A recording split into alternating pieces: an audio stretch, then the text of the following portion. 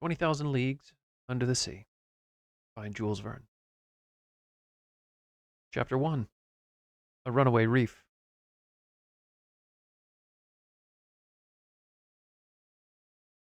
The year 1866 was marked by a strange occurrence, an unexplained and indeed inexplicable phenomenon which surely no one can have forgotten. Though rumors abounded which alarmed the populations of ports and inflamed public sentiment in the interior of every continent, it was seafaring folk who felt the most afraid. Merchants, shipping companies, the captains of vessels, the skippers of boats, and the marine commanders of Europe and America, officers of the navies of every nation, and in their wake the governments of various countries of both continents, all gave their whole attention to the question and allocated it the highest priority.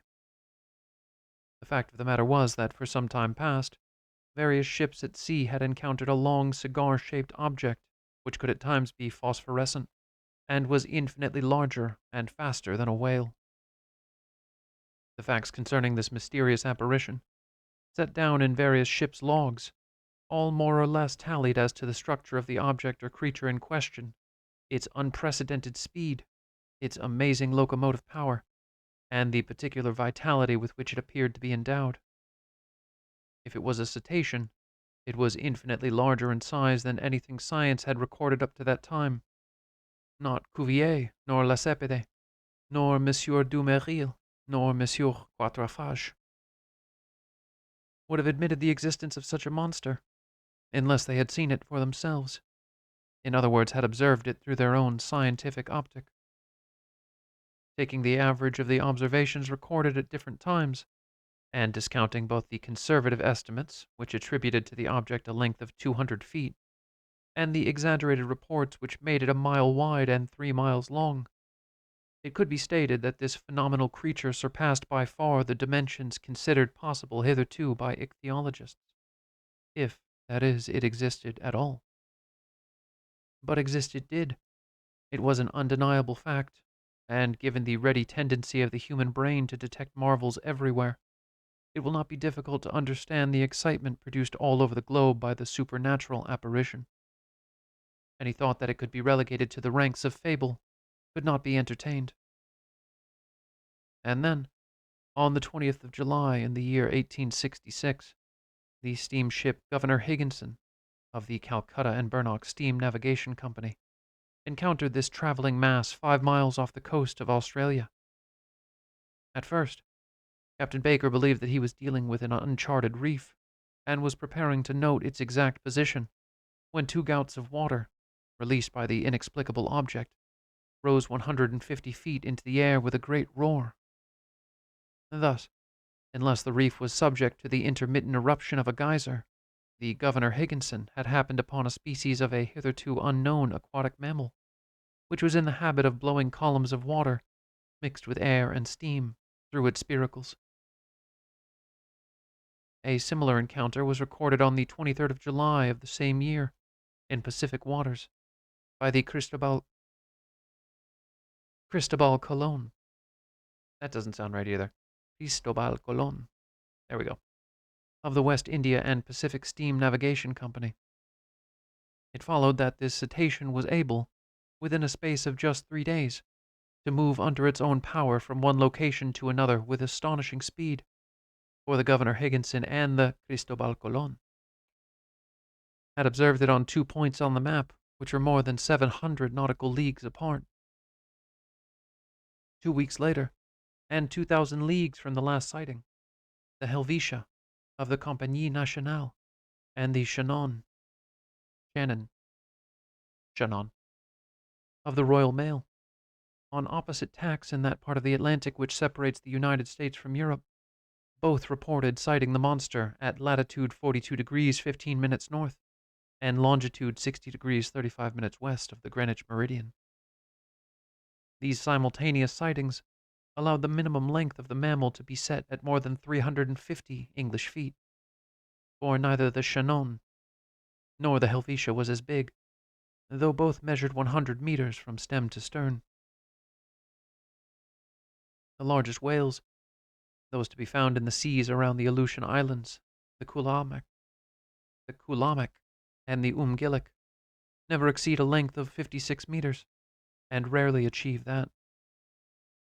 These reports, arriving fast on the heels of each other, plus a new sighting made by the transatlantic steamship the Perret, a collision between the Etna of the Eastman Line and the Monster, a detailed report from officers of the French frigate La Normandie, an unimpeachably accurate signal sent from senior officers under the command of Commodore Fitzjames of the Lord Clyde, all brought the interest of the public to fever pitch.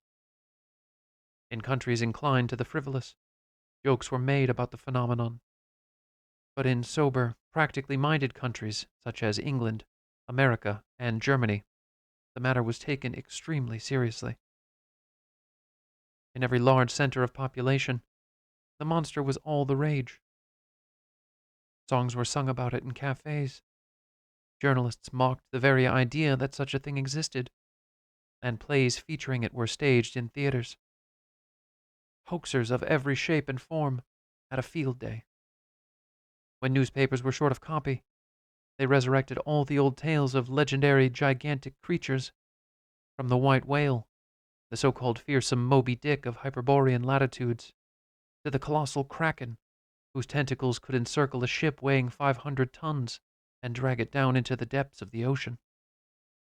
Reports dating from ancient times were reprinted, the pronouncements of Aristotle and Pliny, who believed in the existence of monsters, the Norwegian accounts of the Bishop Pontoppidan. I really should have gone through these names first, but it's doubtful I would have gotten them correct anyway. The travels of Paul Hagade, and, not least, the reports of Mr. Harrington, whose good faith is above suspicion when he claims to have seen, while a passenger on board the Castillon in 1857, the enormous serpent which until that moment had only ever swum in the seas of the old Constitutionnel. And of course, interminable arguments broke out in learned societies and scientific periodicals between believers and unbelievers. The monster question inflamed opinion. Journalists of a scientific bent locked horns with colleagues of a more spiritual disposition, and used up gallons of ink in the course of this memorable campaign. Some even spilled a few drops of blood, for from spinning old yarns of sea serpents they soon graduated to exchanging the most virulent insults. For a whole 6 months, the war of words continued, spurred on by chance happenings. To the weighty articles issued by the Brazilian Geographic Institute, the Royal Academy of Science in Berlin, the British Association, the Smithsonian Institute in Washington, to the discussions published by the Indian Archipelago, the Abbe Monio's Cosmos, Peterman's magazine, and to the scientific studies which appeared in the leading French journals. To all these the popular papers replied with inexhaustible energy. Their witty writers, parodying Linnaeus's remark, much quoted by the monster's detractors, took the view that nature never created a fool, and called on readers not to contradict nature by admitting the existence of krakens, sea serpents, Moby Dicks, and other fantasies spawned by the fevered imaginations of sailors. Finally, the favorite contributor of a much-feared satirical magazine reviewed the whole matter in an article. He set about the monster like Hippolyte, and administered the final coup de grace to much general hilarity. Wit had vanquished science. All through the first months of 1867, it seemed that the topic was as dead as a doornail, and that there was no likelihood of its being resurrected. And then, new facts were brought to the attention of the public. It ceased to be a scientific problem which needed solving, but became a very serious and real danger which had to be countered. The affair took on a new complexion. The monster reverted to being an island, a rock, a reef, but a moving reef of indeterminate and elusive dimensions.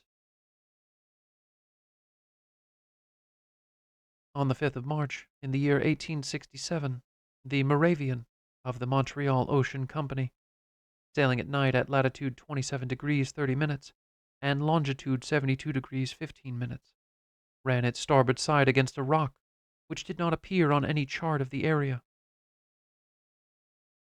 Propelled by the combined power of a following wind and its 400 horsepower engines, it was making 13 knots. No doubt it was due to the exceptional strength of its hull that the Moravian was not holed by the collision and sunk with the loss of the 237 passengers it was bringing back from Canada. The accident had happened around 5 o'clock in the morning, just as dawn was beginning to break. The officers of the water, or of the watch, rushed to the stern of the vessel. They examined the ocean with the closest scrutiny. They saw nothing, save a strong agitation of the water 3 cables' length away, as though deep agitation of the water and deep layers of the sea had been violently disrupted. The exact bearing was noted, and the Moravian continued on her way without any apparent damage. Had it struck a submerged rock or some large remnant of a wrecked ship? No one could tell. But when her hull was inspected in a dry dock, it was observed that a section of the keel had been splintered. This occurrence, though very serious in itself, might have been forgotten along with all the others if 3 weeks later the same thing had not happened again, and in identical circumstances. But this time, owing to both the nationality of the ship involved in this new collision and the name of the company which owned her, the incident attracted widespread attention. There is no one who has not heard the name of the English shipping magnate Cunard. In 1840, this intelligent entrepreneur established a postal service between Liverpool and Halifax, with 3 wooden ships each of 1,162 tons, and equipped with paddles driven by 400 horsepower engines. 8 years later, the company's fleet was increased by 4 650 horsepower vessels, weighing 1,820 tons apiece, and 2 years later, by 2 additional ships of even greater power and tonnage. In 1853, the Cunard Company, whose license to carry mail had just been renewed, expanded its fleet with the addition of the Arabia, the Persia, the China, the Scotia, the Java, and the Russia, all vessels of the very highest specifications, and, after the Great Eastern, the largest ships that had ever sailed the seas. Thus, in 1867, the company owned 12 vessels, 8 with paddles and 4 with propellers. If I give these very brief details, it is so that readers understand the full importance of the Cunard Shipping Company, known the world over for the superior way in which it is run. No other transoceanic navigation company has ever been managed with such skill, and no other enterprise has met with such success. During the last 26 years, Cunard ships have crossed the Atlantic 2,000 times. No scheduled voyage has been cancelled. All boats have arrived on time. None has been held up. No letter or passenger ship has been lost. The result is that travelers, despite the strong competition put up by France, continue to choose the Cunard line in preference to all the rest, as becomes clear from an examination of publicly available accounts of the last few years' trading. This said, no one will be surprised by the enormous outcry that followed the accident, which happened to one of its finest steamships.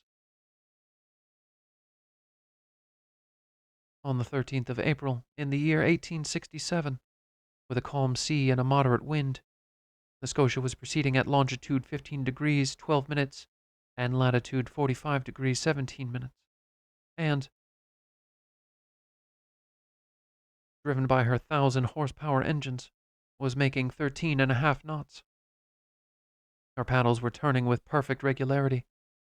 Her draft was 6 meters and 70 centimeters, and her displacement 6,624 cubic meters. At 4:17 in the afternoon, when passengers had gathered for lunch in the main saloon, there was a barely noticeable thump on the Scotia's hull, on the quarter a little aft of the port side paddle wheel. The Scotia had not been struck. Rather, it had been struck. Let me try that again. The Scotia had not struck anything. It had been struck, and by something that was sharp or piercing rather than blunt. The contact had been so slight that no one on board would have been alarmed had it not been for the stevedores in the hold, who emerged on deck shouting, "We're sinking! We're sinking!" Just like that. At first, the passengers were very frightened, but Captain Anderson wasted no time in reassuring them, and indeed there could be no immediate danger. The Scotia, divided into 7 separate watertight compartments, would not be seriously threatened by an isolated inrush of water. Captain Anderson immediately hurried down to the hold. There, he ascertained that the 5th compartment had been flooded by the sea, and the speed at which it had filled was evidence that the quantity of water taken on board was considerable. Fortunately, this section was not where the boilers were located. If it had been, the fires would have been suddenly put out. Captain Anderson gave the order to stop the engines, and one of the sailors dived into the hold to report on the extent of the damage. Moments later, it was confirmed that there was a hole 2 meters across in the ship's bottom. There was no way a leak of that size could be fathered, and the Scotia, its paddles now partly under water, had no choice but to continue on her way. She was then 300 miles from Cape Clear, and after a delay of 3 days, which caused considerable anxiety in Liverpool, she finally tied up at the company's wharves. The engineers proceeded to inspect the Scotia, which was laid up in a dry dock. They could not believe their eyes. 2.5 meters below the waterline was a neat puncture in the form of an isosceles triangle. The hole in the sheet iron plating was cleanly cut, and could not have been made more precisely by a metal punch. It followed that the piercing object, which had done the damage, was no common implement, and having been thrust forward with a force prodigious enough to penetrate metal plate 4 centimeters thick, it must have been withdrawn by a backward motion of a truly inexplicable nature. This last occurrence had the effect of galvanizing public opinion afresh. From that moment on, any disaster at sea with no definite cause was attributed to the monster. This fantastic creature was made responsible for all such shipwrecks, which unfortunately are very numerous. For of the 3,000 ships whose loss is recorded each year by the Veritas Bureau, the figure for sailing and steam vessels which, in the absence of information, are assumed to be lost with all hands and a full cargo, runs to no less than 200. So, rightly or wrongly, the monster was held responsible for their disappearance, and with crossings between the various continents becoming increasingly dangerous, the public made its views felt, and demanded categorically that every effort be made, whatever the cost, to rid the high seas of this formidable cetacean.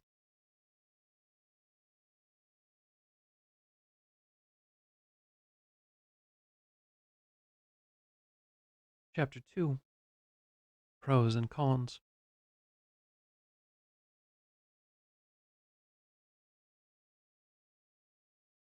At the time when these events occurred, I had just returned from a scientific expedition to the Badlands of Nebraska in the United States.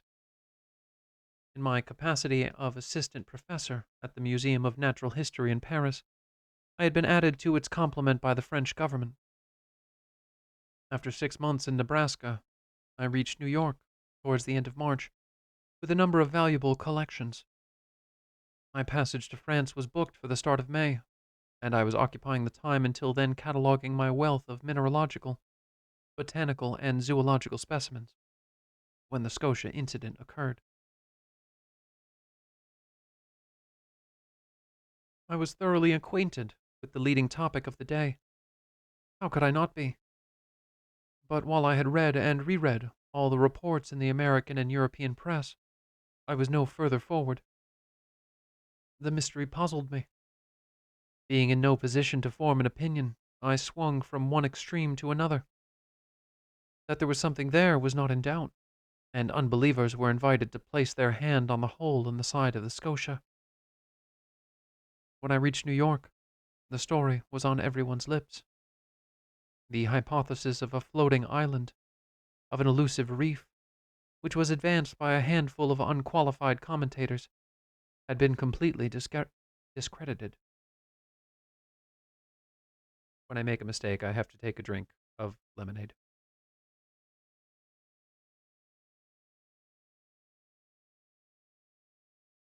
For unless this reef had a motor in its entrails, how could it travel at such prodigious speeds? Also rejected was the idea of a floating hull, some huge wreck, and for the same reason, the speed at which it traveled. That, of course, left two possible solutions to the problem, which led to the rise of two distinct sets of advocates. In one camp were those who held out for a monster of colossal strength. In the other were those who supported the idea of a submarine vessel with extreme locomotive power. The latter hypothesis, which was after all theoretically plausible, did not stand up to investigations undertaken on both sides of the Atlantic. That any such motor engine could be available to a private citizen was highly unlikely. Where and when would he have built it, and how could he have kept its construction secret? Only a government could possess such a destructive machine, and in these disastrous times, when human ingenuity has been devoted to increasing the power of its arsenal of war, it was quite possible that some state was testing out a terrifying new weapon without the knowledge of the others. After the chassepot rifle came the torpedo. After the torpedo came the underwater battering ram. And after that will come revulsion. At least, I hope so. But the war machine hypothesis also collapsed after governments issued public denials. Since what was involved was a matter affecting the public at large, since all transoceanic traffic would be affected, the truth of these official statements could not be doubted. You know, governments don't lie. Moreover, how could it be imagined that the construction of this submarine vessel had escaped public notice? Keeping a secret in such circumstances is fearsomely difficult for a private citizen, but it is quite impossible for a state whose every action is tenaciously scrutinized by powerful rivals. And so, after investigations undertaken in England, France, Russia, Prussia, Spain, Italy, America, and even Turkey, the theory of an underwater monitor was definitively shelved. The monster idea was therefore refloated, despite the endless jokes made about it in the popular press, and once again imaginations ran wild with absurd stories based on ichthyological fantasy. When I reached New York, several people had done me the honor of consulting me on this same phenomenon. In France, I had published a work in 2 quarto volumes entitled Mysteries of the Great Ocean Depths. My book, particularly well received by the scientific community, made me an expert in this rather abstruse area of natural history. My opinion was canvassed. As long as I felt able to deny the reality of the story, I stuck to repeating my negative statements. But soon, I was backed into a corner and had to explain my position in unambiguous terms. The distinguished Professor Pierre Aronnax of the Museum of Paris was invited by the New York Herald to get off the fence and express a view. I did so. Unable to maintain my silence, I spoke. I discussed the problem from every angle, politically and scientifically. Here I shall print part of a very full article which I published in the issue of the 30th of April. Ahem. And so, having analyzed... Okay, I won't do that. And so, having analyzed the various theories one by one, all other assumptions having been discarded, I believe there is no other possibility than to favor the existence of a marine creature of enormous strength. The great ocean depths are totally unknown to us. Soundings have not plumbed them. What goes on in those extreme gulfs? What kinds of creatures live and are able to live 12 or 15 miles beneath the surface of the water? What is the organic nature of such forms of life? We can barely guess. However, a solution to the problem I have been asked to consider may well affect the nature of our inquiry. Either we know all the species of creatures which inhabit our planet, or we do not. If we are not acquainted with all of them, if nature still has ichthyological revelations to make, then there is nothing unreasonable in admitting the existence of fish, or cetaceans of new species, or even new genera, all designed for bottom dwelling, which inhabit strata beyond the reach of our soundings, and which some kind of accidental occurrence, some whim or caprice of nature, if you will, may at long intervals bring nearer to the surface of the ocean. If, on the other hand, we are familiar with all living species, we must look for the animal in question among the marine creatures which are known and classified, in which case I would be inclined to admit the existence of a giant narwhal. The common narwhal, or marine unicorn, often attains a length of 60 feet. Multiply this figure by 5 or 10, attribute to this cetacean strength commensurate with its size, increase its weapons of attack, and you have the animal in question. It will have the proportions estimated by the officers of the Shannon, the piercing tool needed for the holding of the Scotia, and the power required to penetrate the hull of a steamship. For the narwhal is actually equipped with a sort of ivory sword or halberd, to adopt the terms used by a number of naturalists. It is a principal tooth, and is as hard as steel. A few such teeth have been found embedded in the bodies of whales, which the narwhal attacks, invariably with success. Others have been removed, not without difficulty, from the keels of ships which they had gone clean through, the way a gimlet pierces a barrel. The Museum of the Faculty of Medicine in Paris possesses one of these tusks 2 meters and 25 centimeters long, and 48 centimeters wide at its base. Now, imagine this weapon to be 10 times stronger, and the animal 10 times more powerful. Launch it at a speed of 20 miles an hour. Multiply its mass by its speed, and you will have the potential for an impact capable of producing the required damage. Therefore, until we have more information, I would favor a marine unicorn of enormous size, armed not with a halberd, but with a spur, like armored frigates or war rams, which it would equal in size and striking power. In this way we would have the explanation of this inexplicable phenomenon, unless there is something over and above what has been imagined, seen, sensed, and conjectured, which is still a possibility. These last words were an equivocation on my part, for I wished up to a point to preserve my professional dignity, and not give the Americans too much of an opportunity to scoff, for when they laugh loudly. I allowed myself a loophole, but basically I was backing the monster theory. My article was hotly debated and attracted considerable attention. It drew a large number of supporters. Actually, the solution it proposed offered wide scope for the imagination.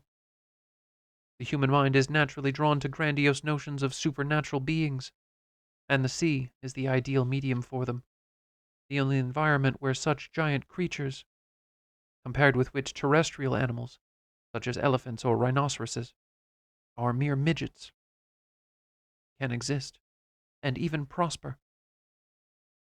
Great masses of water can support the weight of the largest known species of mammals, and may yet reveal the existence of mollusks of incomparable size, crustaceans fearsome to behold, lobsters, for example, 100 meters long, or crabs that weigh 200 tons. Why not? Long ago, terrestrial animals living in ages corresponding to the geological epochs, quadrupeds, quadrumanes, reptiles, and birds, were on a gigantic scale. The Creator had designed them in conformity with the principle of the gigantic, whose dimensions time has gradually reduced. Why, in its unknown depths, should the sea not have preserved these huge forms of life from another era? For the sea never changes, whereas the earth's core is in an almost constant state of flux. Why should it not still conceal the last varieties of these titanic species, for which each year is one of our centuries, and their centuries our millennia. But I am allowing myself to be drawn into speculations which are no longer mine to encourage. Let us have no more talk of these fantasies that time has converted for me into fearsome realities. I repeat, opinions were formed at that juncture about the nature of the phenomenon, and the public accepted without question the existence of a prodigiously large creature which had nothing in common with the sea serpents of myth and legend. But if there were those who regarded the matter as no more than just another scientific problem in need of a solution, others, reacting in a more positive way, especially in America and England, set out to rid the ocean of this dangerous monster in order to safeguard intercontinental traffic. The industrial and economic press approached the issue mainly from this point of view. The Shipping and Mercantile Gazette, the Lloyd, the Paquebot, and the Revue Maritime et Coloniale. Revue Maritime et Coloniale. All periodicals reflecting the interests of insurance companies that were threatening to raise their premiums, were unanimous on this question. Insurance companies.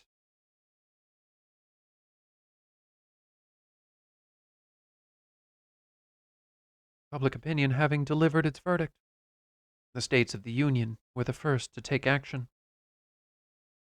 In New York, preparations were put in hand for an expedition to hunt the narwhal.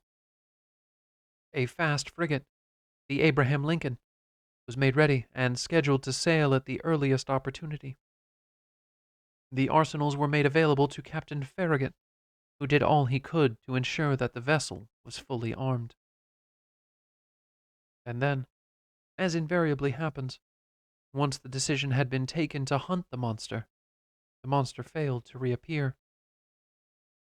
For 2 months there was no mention of it.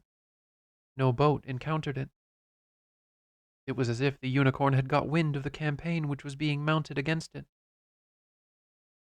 There had been so much talk of it, some of it via the transatlantic cable. Consequently, the wits claimed that the cunning creature had somehow intercepted a telegram, which it was now using to its advantage. So the frigate was armed for a long campaign, and equipped with formidable fishing tackle.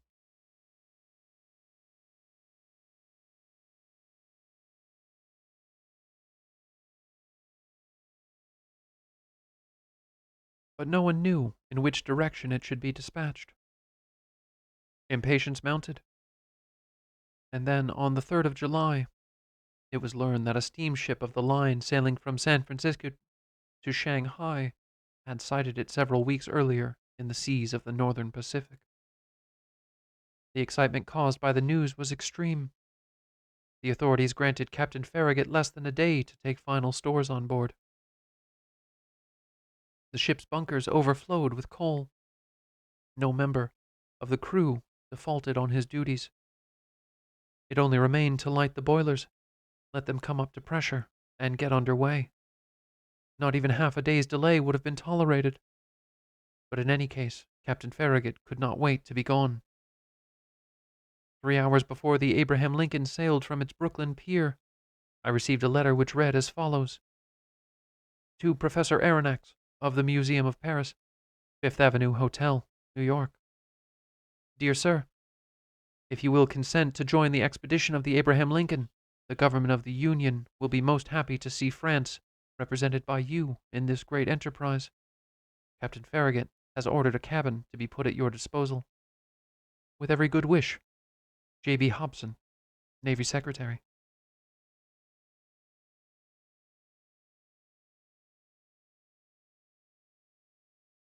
Chapter 3. As Monsieur wishes. 3 seconds before J.B. Hobson's letter arrived, I was no more thinking about going after the unicorn than of trying to find the Northwest Passage. 3 seconds after reading the missive from the Honorable Navy Secretary, I finally knew my true vocation. The sole object of my whole existence was to hunt this troublesome monster down and rid the world of its presence. However, I had only just returned from an exhausting journey, and was weary and in need of rest. All I wanted was to set my eyes once more on my homeland, my friends, my small apartment in the Jardin des Plantes, and my beloved, precious collections. But nothing could stop me. I forgot everything, fatigue, friends, collections, and accepted the invitation of the American government without a moment's hesitation. Besides, I thought, all roads lead to Europe, and the unicorn will surely be kind enough to take me back to the shores of France.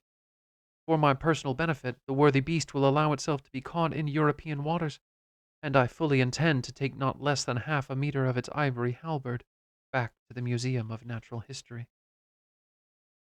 But in the meantime I would have to look for the narwhal in the northern Pacific, which, if I was to return to France, meant taking the route via the Antipodes. Conseil! I shouted impatiently. Conseil was my man. He was a devoted fellow who always went with me on all my travels, a good Fleming whom I liked a lot, and who returned the sentiment. He was phlegmatic by nature, methodical by principle, keen by habit, calm in face of life's surprises, good with his hands, able to apply himself to any task, and despite his name, he never gave advice, even when asked for it. From his frequent contact with scientists in our small circle at the Jardin des Plantes, Conseil had managed to pick up more than a smattering of learning. In him, I had an extremely capable specialist in natural history, an expert in classification who could scale with the agility of a circus performer the ladder of branches, groups, classes, subclasses, orders, families, genera, subgenera, species, and varieties. But that was where his knowledge ended. Classification was his whole life and his competence, and he knew nothing else. Well versed in the theory of classification, and not at all in the practice, I suspect he would not have been able to tell a cachalot from a whale. Yet he was willing, and so very dependable. For the previous 10 years, Conseil had followed me wherever science had directed my steps. Never a complaint from him about how long or tiring a journey might be. Never an objection when asked to pack a case for some foreign country, be it China or the Congo, no matter how far away it was. He would go wherever he was bidden without question. In addition, he enjoyed rude good health, which resisted all forms of illness. He had strong muscles, but no nerves or any appearance of nerves, temperamentally speaking, that is. He was 30 years old, and his age was to his employers as 15 is to 20. The reader will forgive me for saying in this way that I was 40. Conseil had one fault. He was a stickler for formalities. He always addressed me in the third person, which at times I found most irritating. Conseil! I shouted again, as I feverishly set my hand to my preparations for departure. I always knew, of course, that I could count on his loyal service. Ordinarily, I never asked if it was convenient for him to go with me on my travels. But this time, the proposed expedition was an enterprise which might be indefinitely prolonged, and was also dangerous, for it meant hunting an animal more than capable of sinking a frigate as easily as a nutshell. It was something that even the most equably tempered man in the world needed to think about. What would Conseil say? Conseil! I called for a third time. Conseil appeared. Did Monsieur call? Yes. Pack for me, and pack for yourself. We leave in 2 hours. As Monsieur wishes, said Conseil, as calm as you like. There isn't a moment to lose. Pack a trunk with all my usual travel articles, suits of clothes, shirts, socks. Don't worry about how much to take. Just pack as much as you can, and quick about it. And Monsieur's collections? We'll worry about them later. What? Including the Argotherium, Hycrothorium, Oreocodons? hippopotamus and other specimens? The hotel will look after them. And the live babirusa? They'll feed it while we're away. Anyway, I shall make arrangements for our collection of live specimens to be sent to France. So, we will not be returning to Paris? Asked Conseil. Yes, of course, I said evasively. But we'll be making a detour. A detour which will be to Monsieur's liking? Oh, just a small one. A slightly less direct route, that's all. We'll be traveling on the Abraham Lincoln. As Monsieur thinks best, was Conseil's unruffled answer. Actually, old friend, it's all to do with the monster, the famous narwhal. We are going to rid the seas of its presence. The author of a quarto work in 2 volumes on the mysteries of the great ocean depths cannot afford to turn down the chance of sailing with Captain Farragut. A glorious mission, but also a hazardous one. We do not know where it will take us. Those creatures can behave very unpredictably. But go we shall. We have a skipper who has all his wits about him. What Monsieur does, I shall also do, said Conseil. Have you thought about this? I have no wish to keep anything from you. It will be one of those voyages from which a man does not always return. As Monsieur wishes. A quarter of an hour later, our trunks were ready. Conseil had packed them in the twinkling of an eye. I knew that nothing had been left behind because he classified shirts and clothes as carefully as he did birds and mammals. The hotel lift carried us down to the spacious lobby on the mezzanine. I descended the few steps that led to the ground floor. I paid my bill at the long counter, which was always besieged by a large number of people.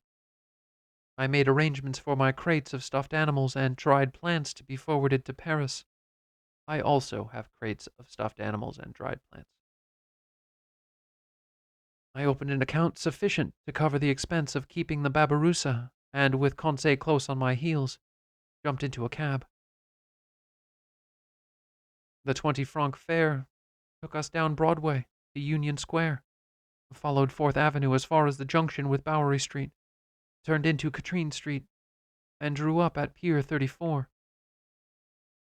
From there, the Katrine ferry took us, men, horses, and cab, to Brooklyn, the grand annex of the Beastie Boys, no, I'm just kidding, of New York, situated on the left bank of the East River, and within minutes we had reached the pier, where the twin funnels of the Abraham Lincoln were making vast amounts of black smoke. Our luggage was immediately carried onto the deck of the frigate. I rushed on board and asked for Captain Farragut. A sailor led the way to the poop, where I came face to face with a hardy-looking naval officer who offered me his hand. Professor Pierre Aronnax, he said. The very same, I replied. Captain Farragut? In person. Welcome aboard, Professor. Your cabin is ready for you. I bowed, and leaving the captain to attend to the business of getting the ship under way, I was shown to the quarters which had been assigned to me. The Abraham Lincoln had been well chosen for her new role. She was one of the very fastest frigates, fitted with superheating steam engines which created a steam pressure of 7 atmospheres. With such high pressure, the Abraham Lincoln could reach an average speed of 18 knots, an impressive speed, but one which was nevertheless no match for the giant cetacean. The onboard design of the frigate was of the same high standard as its nautical features. I was very happy with my quarters, which were situated aft and opened directly into the officer's wardroom. We shall do very well here, I said to Conseil. As well, begging Monsieur's leave, said Conseil, as a hermit crab in the shell of a whelk. I left Conseil to stow away the contents of our trunks, and went back out on deck to watch the preparations for departure. Just then, Captain Farragut was giving the order to cast off, and the last moorings holding the Abraham Lincoln fast to its Brooklyn pier were let loose, which meant that if I had been a quarter of an hour late, or even less, the frigate would have sailed without me. and I would have missed that extraordinary, supernatural, and highly implausible expedition, of which an exact account may well meet with some skepticism.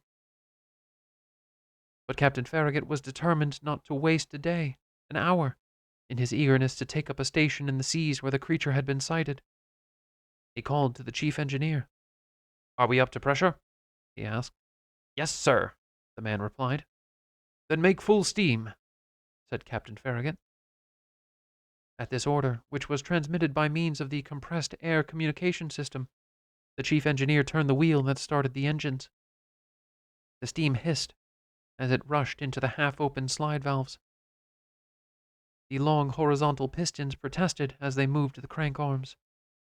The blades of the propeller beat the water at an increasing rate, and the Abraham Lincoln slid majestically through 100 or so ferryboats and steam tenders, loaded with spectators that were escorting her on her way.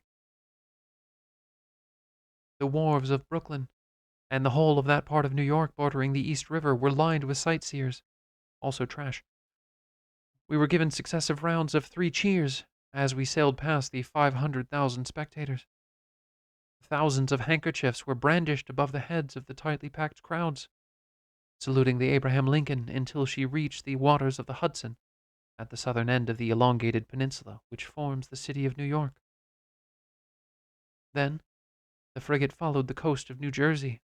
We all held our noses, obviously, along the river's magnificent right bank, tightly packed with villas, and passed between the forts, which honored her by firing their largest guns.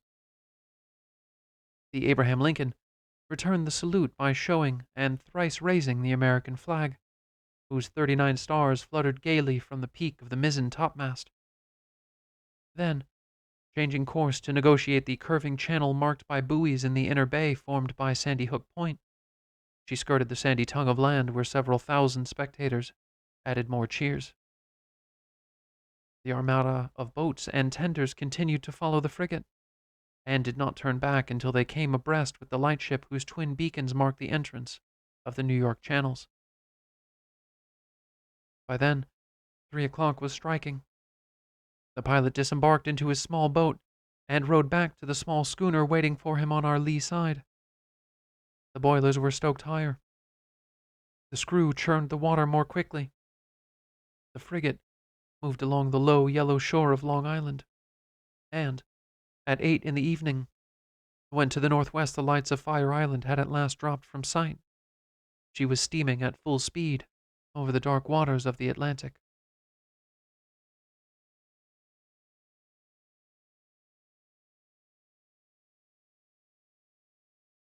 Chapter 4. Ned Land. That's a name. Ned Land, not Ned Land.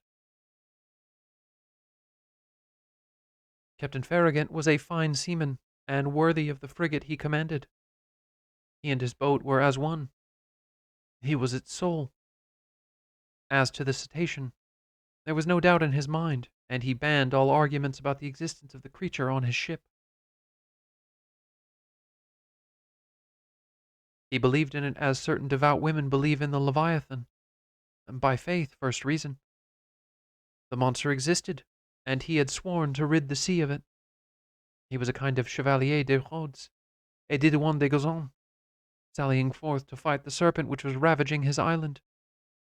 Either Captain Farragut would kill the narwhal, or the narwhal would kill Captain Farragut. There could be no other outcome. His officers shared their captain's opinion. You had only to hear the way they talked, discussed, argued, calculated the various chances of meeting the creature, and see them scanning the vast expanse of the ocean. More than one volunteered to keep a lookout in the crow's nest, who would have cursed being sent aloft in any other circumstances.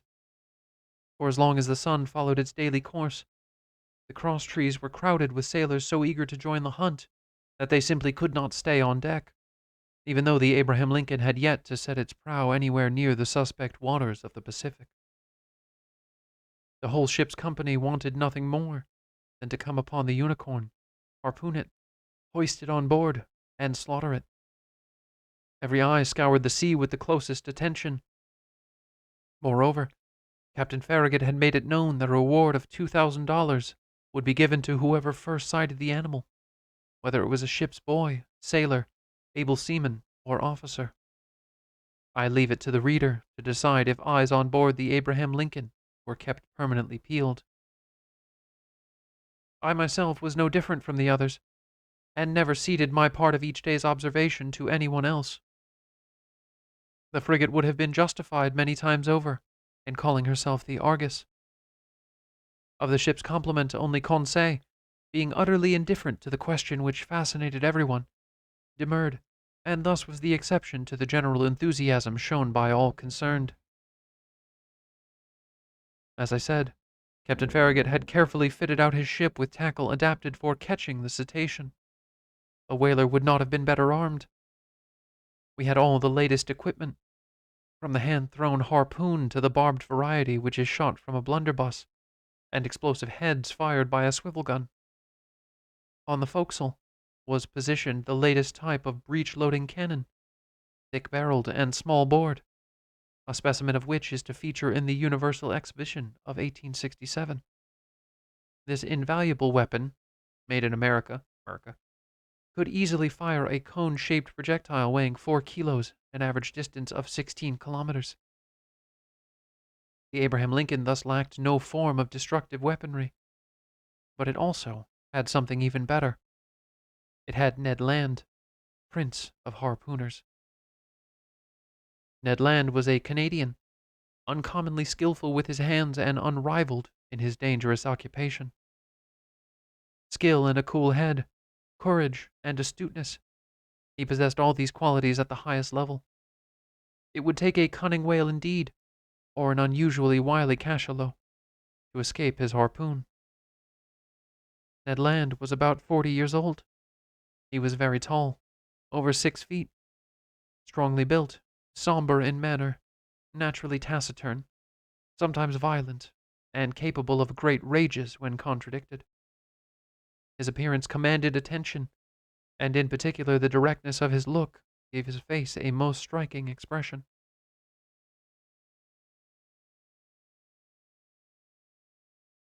I believe it was very shrewd of Captain Farragut to engage his services. He was worth more than the rest of the crew put together, in the keenness of his eye and the strength of his arm. I could not do better than to compare him to a powerful telescope, which was simultaneously a loaded gun ready to go off. To call someone Canadian is the same as saying they are French. Although Ned Land was not very communicative, I must admit that he took a liking to me. My nationality was doubtless part of the attraction. It provided him with an opportunity to talk, and me with a chance to hear the old language of Rabelais, which is still used in certain Canadian provinces. The harpooner's family came originally from Quebec, a tribe of bold fishermen in the days when the province still belonged to France. Gradually Ned had become more talkative, and I loved to hear him speak of his adventures in the polar seas. He told me about his fishing trips and his colossal struggles with great natural poetic flair. His tale was cast in an epic mold, and I had a sense that I was hearing a Canadian Homer singing the Iliad of those Hyperborean regions. I describe this bold companion as I know him now. The fact is, we have become firm friends, bound together by the unshakable comradeship born of, and consolidated in, the most fearful ordeals. Ah, brave Ned, I would only ask to live for another 100 years to hold the memory of you longer. And now, what was Ned Land's opinion of the sea monster question? I will admit here that he was not much taken with the idea of a sea unicorn, and that he was the only man on board who did not share the general view. In fact, he deliberately evaded the subject when one day I tried to tackle him on it. On the splendid evening of the 30th of July, that is, 3 weeks after our departure, the frigate was sailing off Cape Blanc, 30 miles in the lee of the coast of Patagonia. We had crossed the Tropic of Capricorn, and the Straits of Magellan lay 700 miles to the south of us. Within a week, the Abraham Lincoln would be plowing through the waves of the Pacific.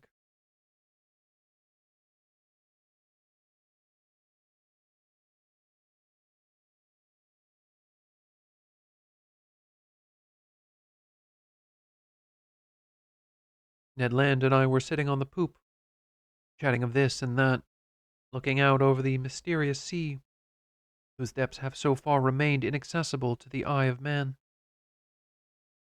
I brought the conversation gently round to the giant unicorn.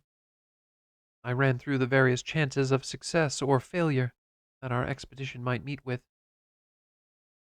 Then, realizing that Ned was allowing me to ramble on without saying very much himself, I decided to press him more directly.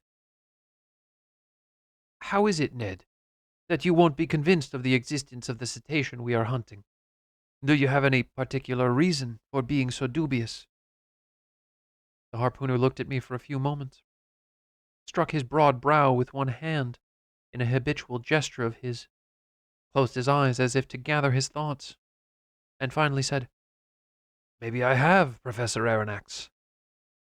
But Ned, you, a whaler by profession, are familiar with the larger marine mammals, and able to stretch your imagination far enough to include the hypothesis of gigantic cetaceans. Surely you should be the last person to have doubts in the circumstances. That's where you're wrong, Professor, replied Ned. If ordinary folk believe that there are strange comets traveling through space, or antediluvian monsters living in the center of the earth, and other such fantasies, astronomers and geologists do not. The same goes for whalers. I've hunted many cetaceans, harpooned a large number of them, and killed a good few, but however powerful and well-armed they were, neither their tails nor their tusks would ever have broken through the iron plates of a steamship's hull. Still, Ned, you do hear of ships which have been hulled by a narwhal's tusks. Wooden ships, maybe, replied the Canadian. But there again, I never saw such a thing myself. So, until there is evidence to the contrary, I shall deny that whales, cachalots, or sea unicorns can produce such an effect. Listen, Ned. No, Professor, I won't. On any other subject, yes, but not that one. Perhaps a giant octopus. Even more unlikely, Ned. Excuse me. Even more unlikely, Ned. The octopus is a mollusk, and the very word suggests the lack of firmness of its flesh. Even at 500 feet long, it would still not belong to the class of vertebrates and would be harmless to ships like the Scotia or the Abraham Lincoln. So the ravages of the Kraken and other monsters of that kind must be relegated to the realms of legend. So as a naturalist, Ned went on in a sarcastic tone of voice, you persist in believing in the existence of an enormous cetacean. I do, Ned, and I'll say it again with a conviction based on the logic of fact. I believe in the existence of a mammal, which is powerfully built, a member of the class of vertebrates, like the whale, the cachalot, and the dolphin, which is armed with a horn or tusk, with colossal penetrative power. Said the harpooner, shaking his head with the air of a man who has made up his mind not to be convinced.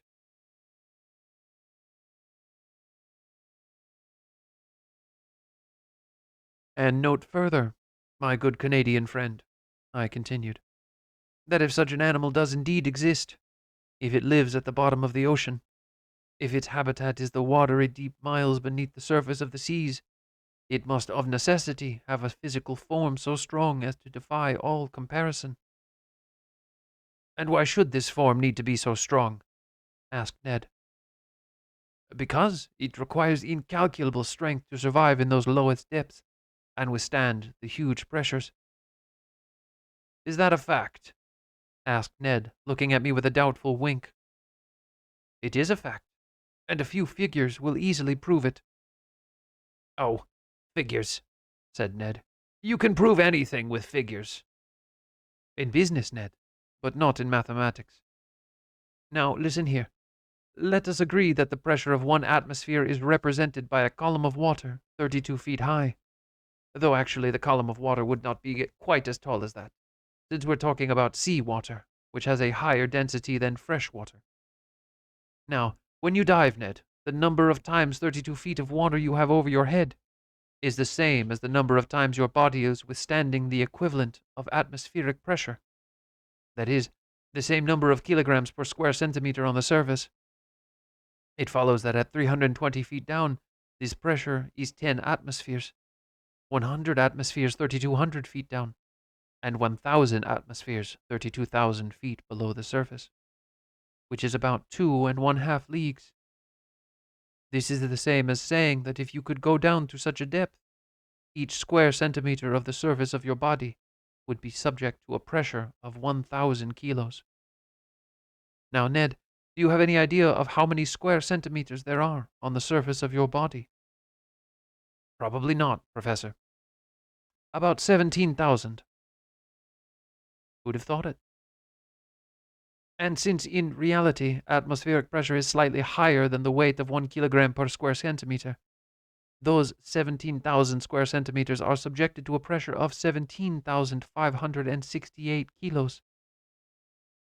Without me noticing? Without your noticing. But if you are not crushed by such pressure, it is because air is entering your body at the same pressure.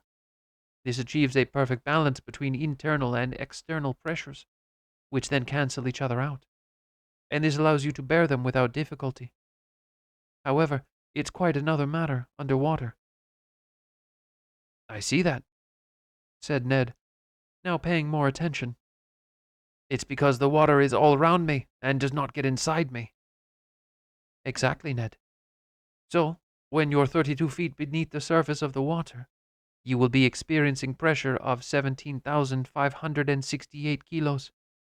At 320 feet down, 10 times that figure. That is 175,680 kilos. At 3,200 feet, the pressure is 100 times greater. 1,756,800 kilos. At 32,000 feet, it is 1,000 times greater again, making 17,568,000 kilos, which means that you would be squashed as flat as if you'd been put through the rollers of a hydraulic mill. Well, I'll be damned, said Ned. So, my harpooning friend, if vertebrates several hundred meters long and of a corresponding size, and whose surface is to be measured in millions of square centimeters, can survive at such depths, then it is in billions of kilos that we must estimate the pressure they have to withstand. Now, calculate how great must be the strength of their skeletal structure, and the strength of a carcass required to withstand such pressure. They'd have to be made, said Ned, of steel plate 8 inches thick, like armored frigates. As you say, Ned, and just think of the damage that would be done by a mass that size, when propelled with the speed of an express train against the hull of a ship. Yes, well, perhaps, replied the Canadian, shaken by these figures, but not quite willing to surrender. Well, have I convinced you? You've convinced me of one thing, Professor, which is that if indeed such animals do exist at the bottom of the sea, then they must of necessity be as strong as you say. But if they don't exist, you stubborn man, how do you explain what happened to the Scotia? It could be, said Ned uncertainly. Well, out with it, man. Because it isn't true, answered the Canadian, unwittingly echoing the famous reply given by Arago.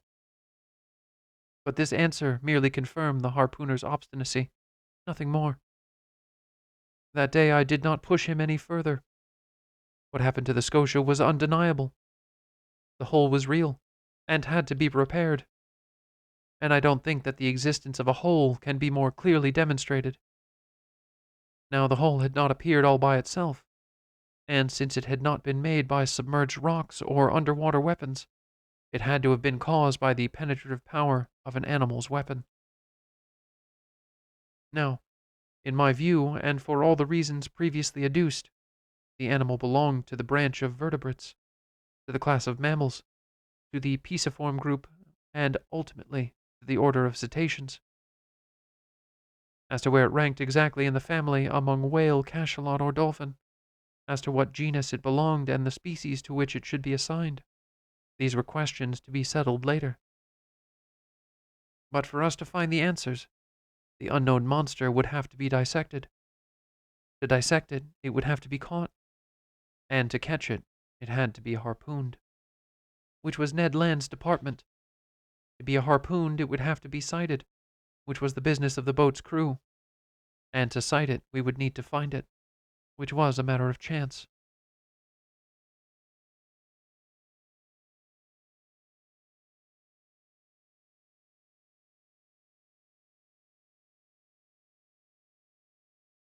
Chapter 5. Adventure Ho. I'm going to do that again. Adventure Ho. Much better. The voyage of the Abraham Lincoln continued for some time without incident. However, an event occurred which demonstrated Ned Land's remarkable skills, and showed just how much confidence could be placed in him.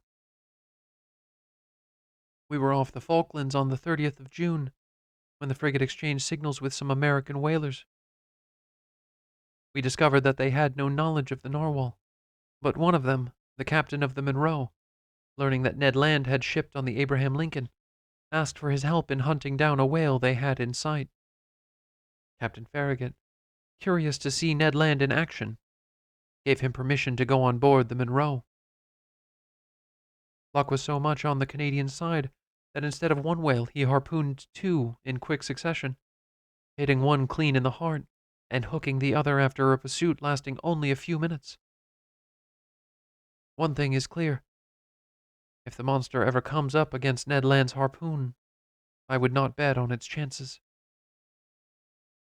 The frigate sailed down the southeastern coast of South America at a prodigious speed.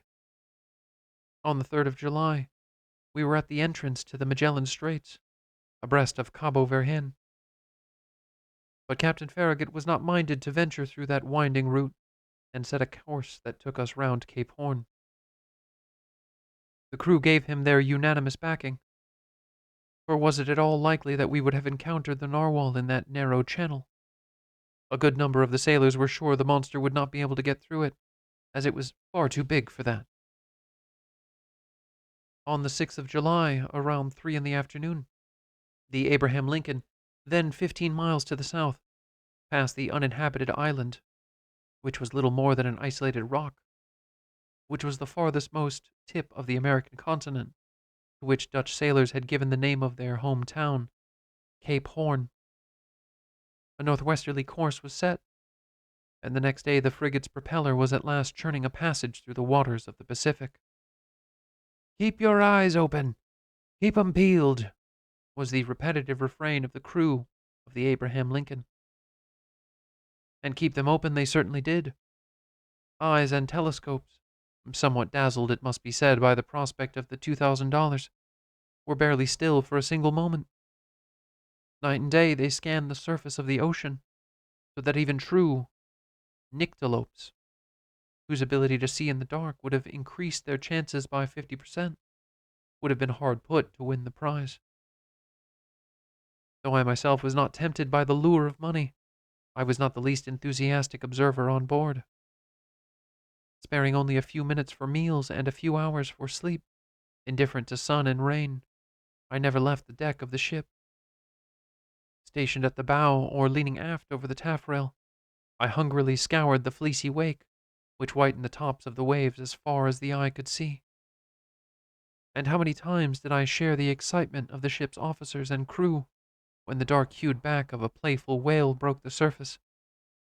Then the frigate's deck would suddenly become crowded.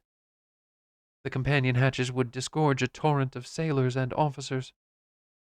Their chests pounding, each of them followed the movements of the cetacean through blurry eyes.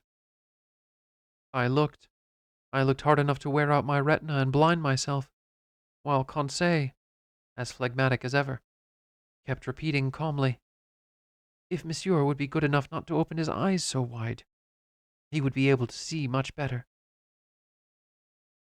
But our excitement was soon confounded. The Abraham Lincoln would change course, overtake the animal we had sighted, and it would turn out to be a common whale or just another cachalot, which would then disappear quickly amid a chorus of oaths.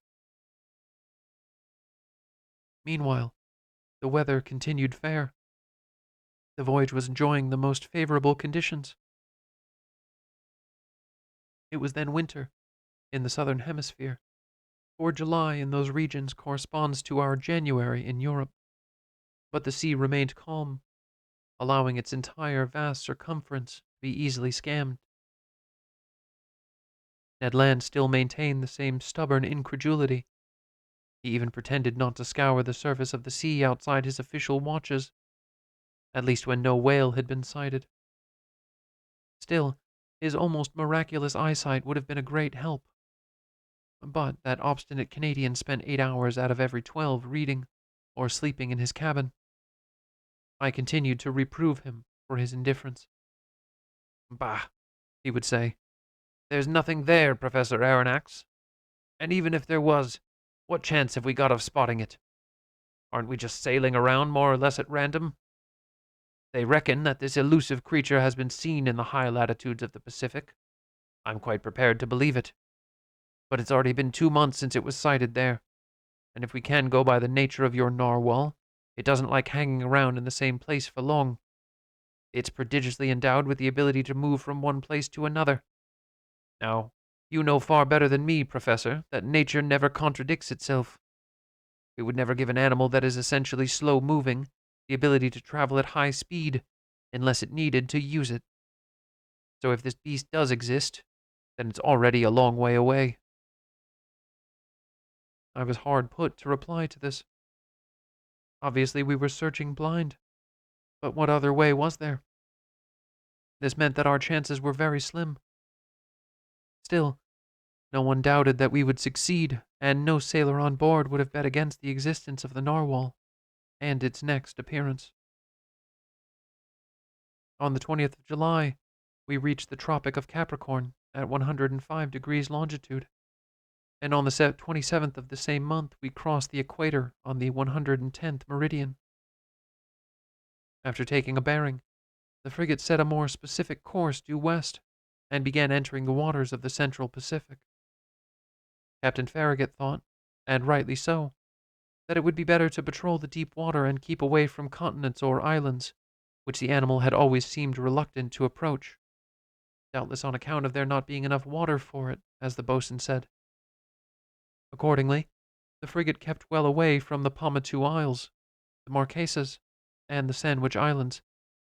We crossed the Tropic of Cancer at 132 degrees longitude and headed into the China Seas. We had now at last reached the scene where the monster had last disported itself, and to be frank, those on board hardly dared breathe. Our hearts beat wildly, doubtless setting ourselves up for a future of incurable aneurysms. The whole crew was in a state of nervous overexcitement that I can scarcely convey. The men stopped eating. They did not sleep. A dozen times a day, some misreading of the signs or a false sighting on the part of a sailor high in the cross-trees caused unbearable alarm, and these shocks to the system, repeated over and over, kept us in a state of heightened tension far too violent not to produce a reaction sooner or later.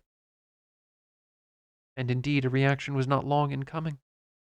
For 3 months. 3 months when each day lasted a century.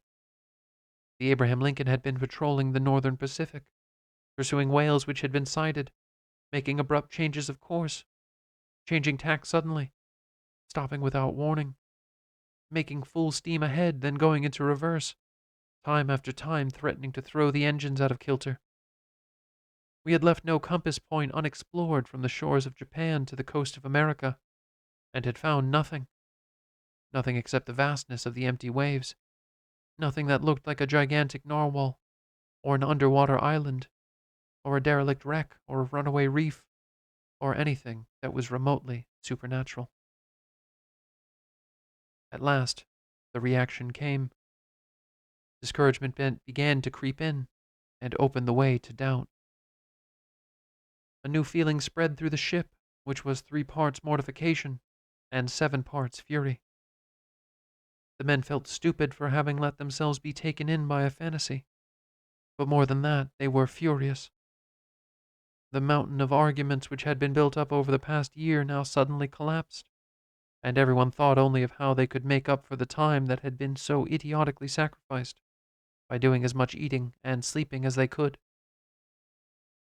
With the fickleness that comes naturally to the human mind, they jumped from one extreme to another.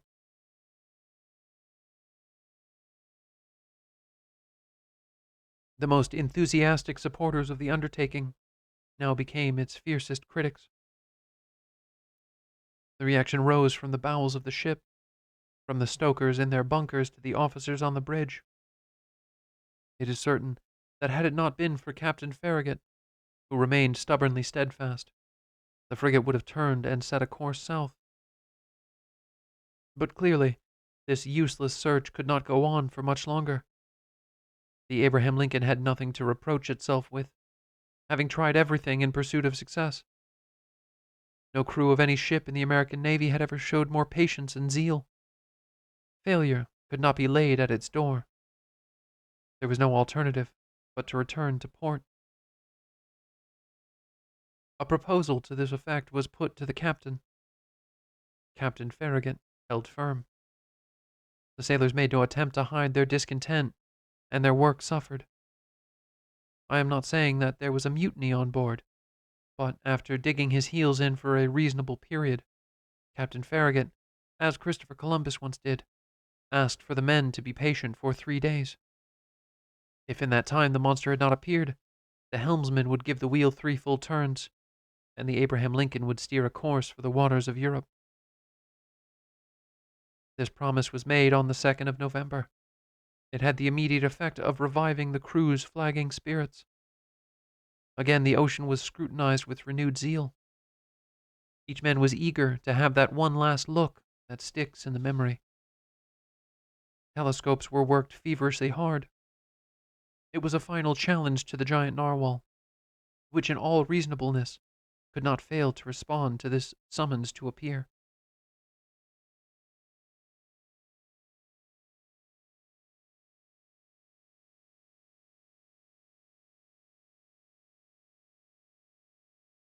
Two days passed.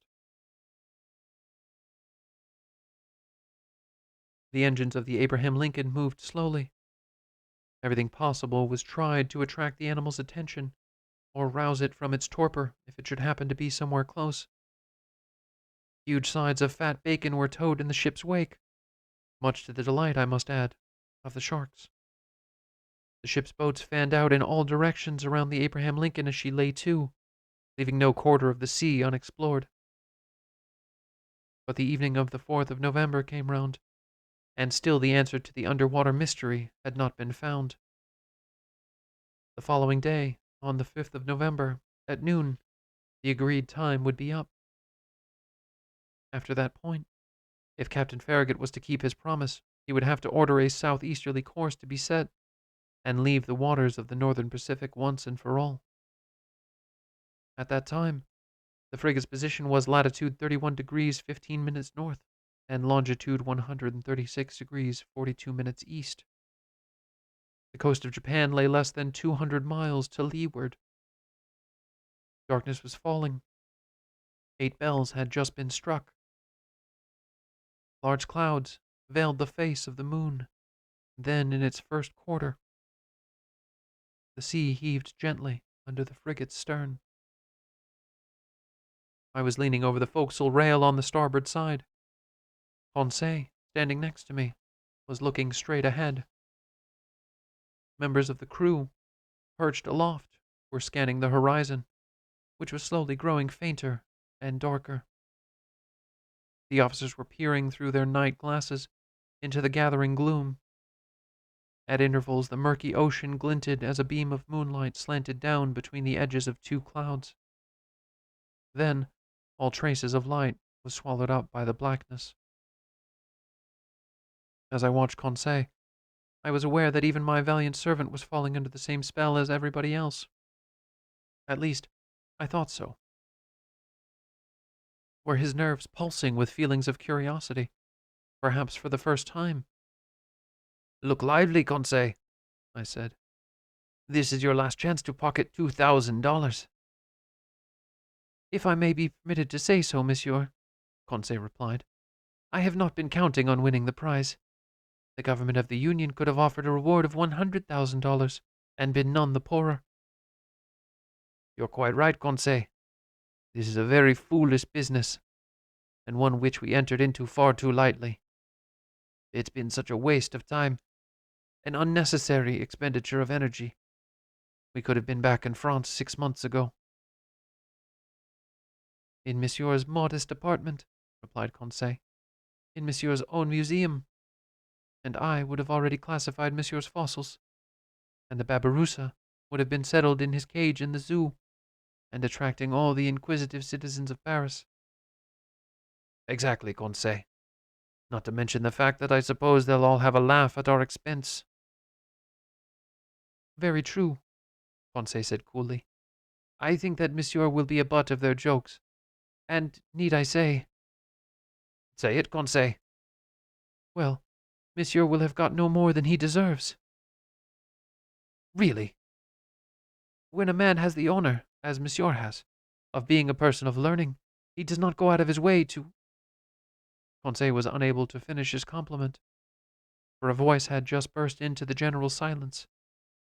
The voice belonged to Ned Land, and Ned Land was shouting, "The object we're hunting! There! On the beam! Amidships!"